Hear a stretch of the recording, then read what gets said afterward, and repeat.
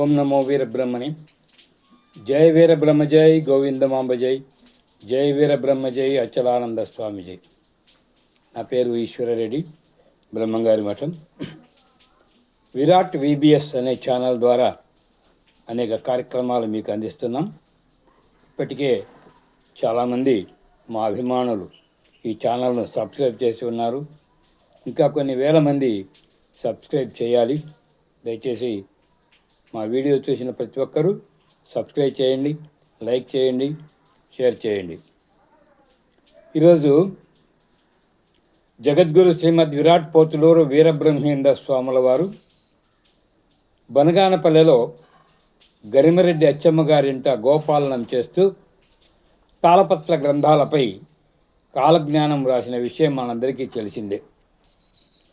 ఆ గ్రంథము రవ్వలకొండలో గోవులు మేపుతూ రచించినట్టు మనకు చరిత్ర ద్వారా తెలుస్తుంది. సరే, స్వామివారు దాదాపు 25 సంవత్సరాలుగా గరిమరెడ్డి అచ్చమ్మ గారి ఇంటిలో ఉంటూ కాలజ్ఞానాన్ని పూర్తి చేశారు. ఆ పూర్తి చేసిన తర్వాత ఆ కాలజ్ఞాన తాళపత్రాలన్నీ కూడా గరిమరెడ్డి అచ్చమ్మ గారి ఇంటి ముందు ఒక పాత్ర తీసి దానిలో ఉంచి పాత్ర మూసివేసి అక్కడ చింత చెట్టు ఒకటి వేశారని చెప్పని చెప్తారు. తదుపరి స్వామివారు అక్కడి నుంచి బయలుదేరి కందిమలాయపల్లి చేరారు. అక్కడి నుంచి పెద్దకొమ్మెళ్ళకు వెళ్ళి వివాహం చేసుకున్నారు గోవిందమాంబాదేవిని. వారికి 5 మంది కుమారులు, 1 కుమార్తె సంతతిగా పొందారు. ఇలా జరుగుతూ సిద్ధయ్య దూరేకుల వంశస్థుడైనటువంటి సిద్ధయ్యను శిష్యునిగా చేసుకున్నారు. మాదిగ కులస్థుడైనటువంటి కక్కయ్యను శిష్యునిగా స్వీకరించారు.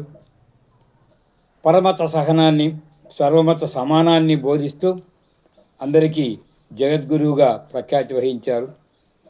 1693వ సంవత్సరం వైశాఖ శుద్ధ దశమి నాడు కందిమలాయపల్లెలో ఆయన సజీవ సమాధి నిష్ట వహించారు. అయితే ఇప్పుడు ప్రస్తుతం కాలజ్ఞానము అనేటువంటి తాళపత్ర గ్రంథము వీరబ్రహ్మేంద్ర స్వాముల వారి సజీవ సమాధిపై ఒక వెండి పెట్టెలో ఉంచబడి పూజలు అందుకుంటున్నది. మరి కాలజ్ఞాన పత్రాలు అక్కడ బనగానపల్లెలో గరిమరెడ్డి ఇచ్చమ్మ గారింట్లో పాత్ర వేసి దాచిపెడితే ఇక్కడికి ఎలా వచ్చింది అనే సంశయం చాలామందికి రావచ్చు. అది ఈశ్వరీదేవి వివాహ సందర్భంలో రంగరాజు అనేటువంటి యువకుడు వచ్చి ఆమెను వివాహం చేసుకోవాలని కోరితే గోవిందస్వాముల వారు, పోతులూరయ్య స్వాముల వారు దానికి నిరాకరించారు. నేను వీరబ్రహ్మేంద్ర స్వాముల వారి వరప్రసాదం వల్ల జన్మించాను కాబట్టి నాకు ఈశ్వరీదేవినిచ్చి వివాహం చేయమని కోరాడు ఆయన. కానీ మీ విషయము వీరబ్రహ్మేంద్ర స్వాముల వారు కాలజ్ఞానంలో రాసి ఉంటే తప్పనిసరిగా మీకు వివాహం జరిపిస్తామని చెప్పని వారు చెప్పారు. సరే, ఆ ప్రకారంగా వారు పోతులూరయ్య అలాగే ఈ రంగరాజు గారు ఇద్దరు బనగానపల్లె వెళ్ళి అక్కడ నుంచి ఈ తాళపత్ర గ్రంథాలను ఇక్కడికి తీసుకొచ్చారట. తెచ్చిన తర్వాత అవి స్వామివారి సమాధి మీద ఉంచబడి పూజలు అందుకుంటూ ఉన్నాయి.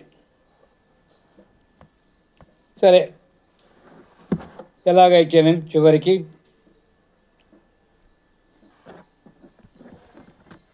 ఆ కాలజ్ఞాన తాళపత్రాలు భద్రపరిచి ఉన్నప్పటికీ కూడా వాటిని ప్రజాబాహుల్యానికి రావడానికి ఒక ప్రథమ కారణము శ్రీ అచలానంద గురుదేవులు ఒంగోలులో మంగమూరు రోడ్లో ఉన్నటువంటి వీరబ్రహ్మేంద్ర గోవిందమాంబ మహాపీఠం అధ్యక్షులు వారు స్థాపించినది. ఎందుకంటే వారికి ఉప్పుగుండూరు వాస్తవ్యులు శ్రీ అమరా కృష్ణమూర్తి అనేటువంటి ఒక వ్యాపారవేత్త అచలానంద స్వాముల వారికి మహాభక్తుడు, పరమభక్తుడు.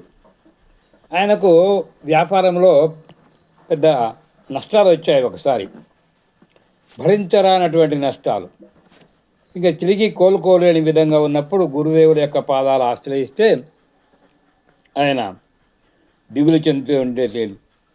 ఆ దిగులును పోగొట్టడానికి పాపం అచలానంద గురుదేవులు ఒక సలహా ఇచ్చారు. కొంతకాలం గడువగా ఒక అర్ధరాత్రి గృహంలో ఉన్న బావిలో దూకబోయేసరికి కూడా వారి ఇంట్లో వారి సిబ్బందిని వారించారని కూడా వారు చెప్తారు. అలాంటి సందర్భంలో పురుషోత్తం గారు కృష్ణమూర్తి గారిని తీసుకొని గురుదేవుల వద్దకు వచ్చారు. వస్తే స్వామివారి వారిని ఆశీర్వదించి ధ్యానంలో ఉండి వీరబ్రహ్మేంద్ర స్వాముల వారిని ప్రార్థించగా అచలానంద స్వామితో ఆ వీరబ్రహ్మేంద్ర స్వాముల వారు ఇలా చెప్పారట, నాయనా, నా బిడ్డను అనగా కృష్ణమూర్తిని నా మఠంలోని తాళప్రత గ్రంథమును ముద్రించమని చెప్పు. అలా చేస్తే వ్యాపారం దివ్యంగా అభివృద్ధి చెందుతుంది, నష్టాల ఊబి నుండి బయటికి వస్తారని చెప్పని అని అచలానంద స్వాముల వారికి వీరబ్రహ్మేంద్ర స్వాముల వారు ప్రబోధించారు. ఆనందభరితుడై ఆ విషయాన్ని గురువు గారు అమరా కృష్ణమూర్తికి తెలిపారు. అయితే వారిద్దరూ కలిసి బ్రహ్మంగారి మఠానికి విచ్చేసి ఇక్కడ వీరబ్రహ్మేంద్ర స్వాముల వారి పీఠాధిపతులు శ్రీ శ్రీ శ్రీ శ్రీ వీరభోగ వసంత వెంకటేశ్వర స్వాముల వారి సన్నిధానానికి వచ్చి వారితో సంప్రదించి ఈ కాలజ్ఞానాన్ని ముద్రించేటువంటి బాధ్యతను చేపడదామని ఆలోచించారు. అయితే ఈ అమరా కృష్ణమూర్తి గారు ఒమ్మేవరం గ్రామం వీరబ్రహ్మేంద్ర స్వామి దేవుని వచ్చినప్పుడు అచలానంద స్వామిని దర్శించుకునేవారు. అలాగే వీరు కలిసి కారులో బ్రహ్మంగారి మఠం వచ్చారు. వచ్చి ఇక్కడ స్నానాధికారులు ముగించుకొని వీరబ్రహ్మేంద్ర స్వాముల వారి మహాసమాధి, దివ్య సమాధి, సజీవ సమాధిని దర్శించుకొని పీఠాధిపతులు శ్రీ శ్రీ శ్రీ వీరభోగ వసంత వెంకటేశ్వర స్వాముల వారిని దర్శించుకున్నారు. అచలానంద గురుదేవులపై అపారమైనటువంటి ప్రేమ, అభిమానము అప్పటి పీఠాధిపతులకు ఉండేది. అందుకే అప్పుడు ఆయన అడిగాడంట, ఈ అమరా కృష్ణమూర్తి గారు వ్యాపారంలో చాలా దెబ్బతిన్నారు, దాని నుండి బయటికి రావడానికి నేను ప్రార్థిస్తే వీరబ్రహ్మేంద్ర స్వాముల వారు ఒక ఆదేశం ఇచ్చారు, నా కాలజ్ఞానాన్ని మీరు ప్రింట్ చేస్తే దానికి ఆయన కష్టాల నుంచి బయటకు దిగుతున్నారు, కాబట్టి మీ అనుమతితో మేము ఆ కాలజ్ఞానాన్ని ముద్రింపజేస్తామని చెప్పని పీఠాధిపతి వాళ్ళని అడిగితే అప్పుడు ఆయన చెప్పారంట, అచలానంద స్వామి వారు మరో బ్రహ్మంగారండి, వారు చెబితే ముద్రణకు మాకేం అభ్యంతరం లేదు, ఇప్పటి వరకు ముద్రణలు చేయవచ్చో లేదో అని అచ్చు వేయించలేదని చెప్పారు. మఠాధిపతులు పూజ్య గురుదేవులతో, స్వామి మరొకసారి మీరు ధ్యానంలో బ్రహ్మంగారిని అడిగి చెప్పమన్నారు. అప్పుడు గురువుగారు మఠాధిపతుల సమక్షంలోనే ధ్యానంలో చూడగా వీరబ్రహ్మేంద్ర స్వాముల వారి దర్శనమిచ్చి, నాయనా సందేహం అక్కర్లేదు, ముద్రణ చేయించండి అని చెప్పగా అదే విషయాన్ని గురువుగారు పీఠాధిపతులకు తెలియజేశారు. సరే, అలాగా మఠంలోని తాళపత్ర గ్రంథము గురువుగారికి కృష్ణమూర్తి గారికి చూపించి తీర్థ ప్రసాదములు ఇచ్చారు అప్పటి మఠాధిపతులు శ్రీ శ్రీ శ్రీ వీరభోగ వసంత వెంకటేశ్వర స్వాముల వారు. అప్పుడు అమరా కృష్ణమూర్తి గారు మఠాధిపతుల వారికి ఆ ముద్రణకు కావలసినటువంటి ధనం ఎంత అవుతుందో దక్షిణ తాంబూలలో సమర్పించి వారి పాదాలకు సమర్పించారు. కృష్ణమూర్తి గారు శ్రీ శ్రీ శ్రీ వీరభోగ వసంత వెంకటేశ్వర స్వాముల వారి ఆశీస్సులు తీసుకొని గురుదేవుల అచలానంద స్వాముల వారితో బయలుదేరి ఓమివరం చేరారు. 1974 సంవత్సరంలో తెనాలి తిరుమల ప్రింటర్స్ వారిలో కాలజ్ఞానం ముద్రణ జరిగింది. అప్పటి నుండి శ్రీ స్వామివారి సమాధిపై ఉంటున్న తాళపత్ర గ్రంథమునకు సరి అయిన వ్రాతపతి ముద్రణ జరిగి భక్తులందరికీ అందుబాటులోకి వచ్చింది.